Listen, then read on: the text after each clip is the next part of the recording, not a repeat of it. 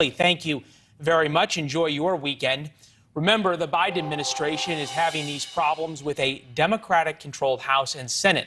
Let's talk about what options the president has. Joining us now, we have David Drucker there from the Washington Examiner. We also have a former law clerk for Justice Antonin Scalia, who lectured at Harvard Law School, Ian Samuel. Gentlemen, we appreciate you both being here. David, to you first. Does the White House have a plan?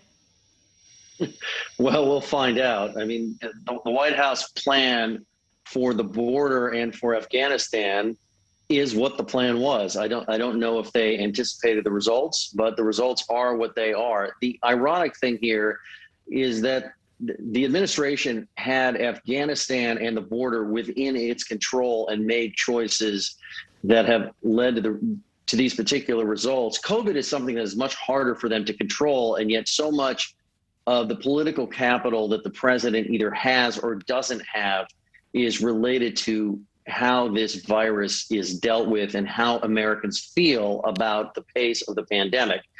And that makes everything that much harder for him if he can't, if the perception is that the pandemic continues and the administration doesn't have a handle on it. So what I mean by that is, obviously what's happening in Afghanistan is theoretically a political problem for the president, although both Republicans and Democrats agreed with the withdrawal, and the president's predecessor would have proceeded with the withdrawal, at least according to him.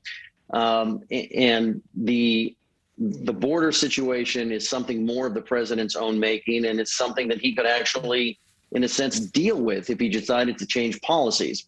The pandemic is something that no president's going to be able to control, but the perception of voters and Americans about how this is going is one of those things where, you get a lot of credit when things are going well. You get a lot of blame when things aren't going well. Yeah. Well, the president certainly enjoyed taking credit when things were going well. He did that a couple of months ago. July 4th celebrated freedom from the virus.